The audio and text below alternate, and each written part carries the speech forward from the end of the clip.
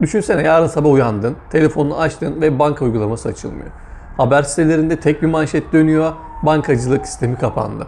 Şimdi bu videoda iki farklı senaryodan bahsedeceğim. Birisi banka sistemlerinin geçici olarak kapanması, diğeri ise banka sistemlerinin tamamen kapanması, yani çökmesi. İlk olarak kötü senaryodan başlayacağım, geçici olarak kapanmasından.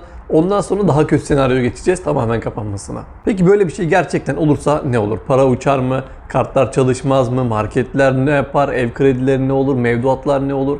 Zenginler ne yapar? Küçük yatırımcılar ne yapar? Bugün bankaların bir gün bile kapanmasını yaratacağı zincirleme etkiyi en samimi ve örnekli bir şekilde konuşacağız. Bakın, bankaların kapanmasının birkaç senaryosu var. Siber saldırı olabilir, elektronik sistemler çöker, likitte krizi olabilir, bankaların kasasında ödeme yapacak nakit kalmaz, doğal afetler olabilir, elektrik altyapıları çöker, erişim kapanır. İşte devlet kararı olabilir, panik durdurma amaçlı bir bank uygulaması uygulanabilir. Amerika Birleşik Devletleri bile 1933'te bankaları 4 gün kapatmıştı. Yani bu sadece filmlerde olan bir şey değil. Gerçekte de olabilecek bir uygulama. Şimdi gelelim bence en merak edilen yere. Bankalar kapandığı dakika neler yaşanır? Birincisi, herkes telefona sarılır. Mobil uygulamalar açılmaz, ATM'ler limit koyar. İlk panik burada başlar. Bankadaki param ne olacak? İkincisi, kartlar çalışmayabilir. Banka kapanınca post sistemleri bile yavaşlar. Kredi kartı geçici olarak çöp olur. Nasıl yani? Evet, gerçekten çöp olur. Çünkü ödeme onayı bankadan geçer. Nakit kıtlığı başlar. 100 kişiden 95'in cebinde 100 lira falan anca var yani. Belki o bile yok. Kimse nakit para taşımıyor artık. İşte marketlerde, akaryakıtta herkes nakde dönmek zorunda kalıyor. Nakite talep artacak. Nakit az olduğu için de ne olacak? Nakit altın değerine çıkacak. Ekonomik hayat durur. Bir esnaf düşün, POS çalışmıyor, IBAN çalışmıyor, nakit ortada yok zaten. Ne yapacak? Dükkanı kapatır. Piyasa fiilen donar. İşlem yok, talep yok, satış yok. Doğal olarak piyasa dolunacak.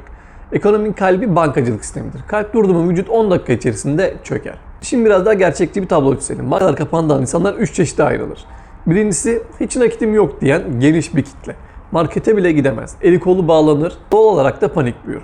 İkincisi, evde 3-5 kuruş var diyen kitle. Bunlar da 1-2 gün idare eder ama 3. gün yine aynı şekilde o parası olmayanların durumuna düşecekler. Çünkü paraları bitecek.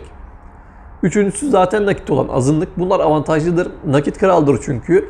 Hani hiç olmadıkları kadar zengin hissedecekler. Çünkü başkalarında nakit para yok. Belki zengin bir adamın bile nakit parası olmayınca böyle çökecek ama senin yanında param var. O yüzden sen şu anda kralsın.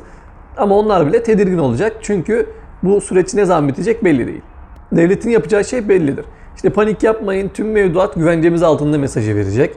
Ama bu söz bile yeterli olmayabilir. Çünkü güven sarsılmıştır. Devlet genelde şu adımlar atar. ATM'le limitli nakit yükler.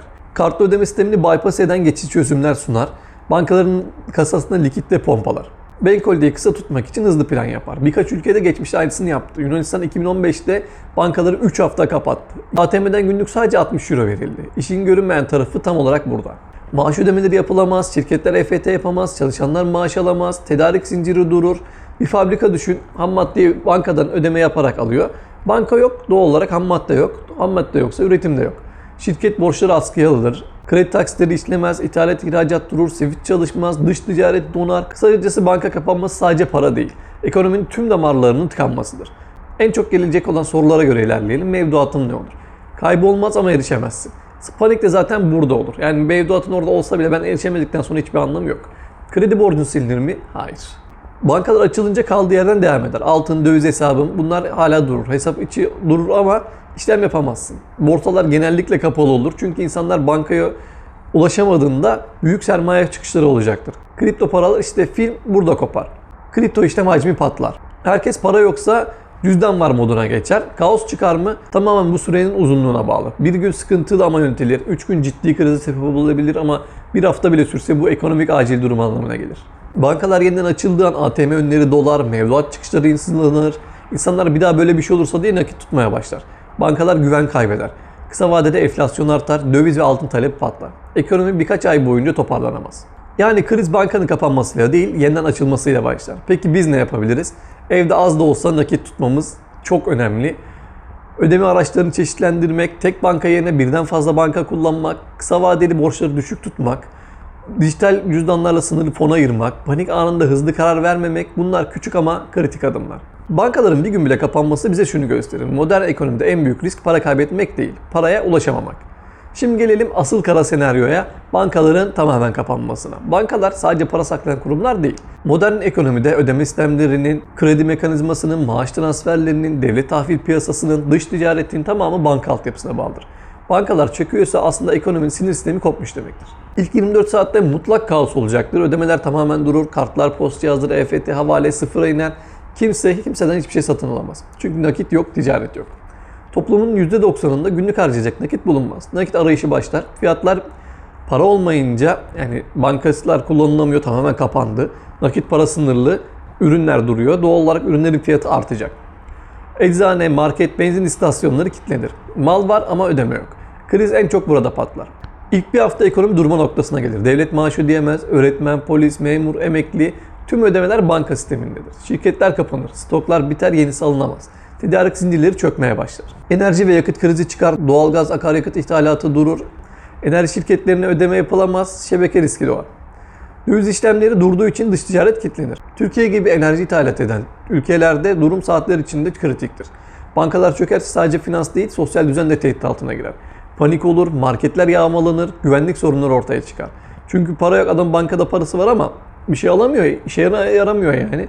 Ne yapacak? Su alamayacak, yağ alamayacak, ne bileyim süt alamayacak, ekmek alamayacak. Ne yapacak? Bu adam açlıktan ölecek mi? Marketler yağmalanmaya başlayacak. Hani hepimizin bir etikleri var, işte ahlakımız var ama bu para olmadığında, tüm insanlar aç olmaya başladığında toplumda o etik ahlak kalmayacak. Tarihte Arjantin 2001, Yunanistan 2015, Kıbrıs 2013 gibi örnekleri var. Bir bankanın kapanması bile sokak olaylarına neden olmuşken tam sistem çöküşü çok daha ağır bir tablo yaratır. Fiyatlar kontrolsüz olur. Çünkü fiyat eşittir para artı güven denklemidir. Para yoksa fiyat kalmaz. Takas ekonomisi başlar. İnsanlar değerli varlıklara yönelir. Altın, döviz, gıda, yakıt, ilaç hepsi para yerine geçmeye başlar. Bankalar çökerse devletin yapacağı şeyler bellidir. Acil bir bankacılık kanunu koyulur. Sermaye kontrolleri, ATM limitleri, hesap dondurmalar bunlar gerçekleşir. Geçici milli ödeme sistemi gelir. Kartlı ödemeyi devlet garantisiyle yeniden çalıştırırlar. Merkez Bankası üzerinden likit enjeksiyon edilir. Bankaların kasası fiilen boş olsa bile dijital olarak yeniden dolduruldu. Uluslararası acil kredi görüşmeleri, IMF, Dünya Bankası, swap hatları, zorunlu temel gıda ve enerji dağıtımı olur. Market ve akaryakıt istasyonları devlet kontrolüne geçebilir. Banka hesaplarındaki para silinmez ama erişilemez hale gelir. En çok değer kaybeden şey Türk lirası olur. Çünkü güven sarsılır, dövize hücum başlar, devlet dövizi kitler, gerçek döviz kara borsaya kayar. Altın tarihi zirveyi görür. Nakit olmayan bir ülkede altın para yerine geçer. Sistem tamamen çökerse son adım reset olur. Bu aşamada devletin muhtemelen uygulayacağı radikal çözümler yeni para birimi olabilir. Arjantin ve Venezuela'da benzeri uygulamalar olmuştu. Mevduat kesintisi olur. Kıbrıs'ın 2013'teki örneğini verebiliriz. Büyük mevduatlardan %20, %40 kesinti gerçekleşir. Devlet garantili dijital ödeme sistemi, yani Merkez Bankası dijital paralar zorunlu kılınabilir. Bankaların kamulaştırılması olur. Artık tüm bankalar devlet bankası haline gelir. Bankanın çökmesi modern hayatın durmasıdır. Telefon, elektrik, internet, maaş, market, yakıt, kira, su, doğalgaz, tüm bu modern hayat bankacılık sistemi üzerine kuruludur. Bankalar çökerse para durur, ticaret durur, şirketler durur, devlet durur, hayat durur. Bu yüzden ülkeler bankacılık sistemi ne pahasına olursa olsun ayakta tutmaya çalışır. Bizde bankacılık sistemi oldukça güçlü. Bu yüzden böyle bir senaryo yaşanacağını zannetmiyorum. Bu sadece ütopik bir senaryo. Sadece dediğim gibi ben böyle bir şey olacağını hiç zannetmiyorum ama çok küçük, %1, binde bir bir ihtimal bile olsa biz yine küçük bir önlem yapalım. Umarım bir video hem bilgi vermiştir hem de düşündürmüştür. Yorumlara mutlaka yaz. Bankalar yarın kapansa sen ne yapardın?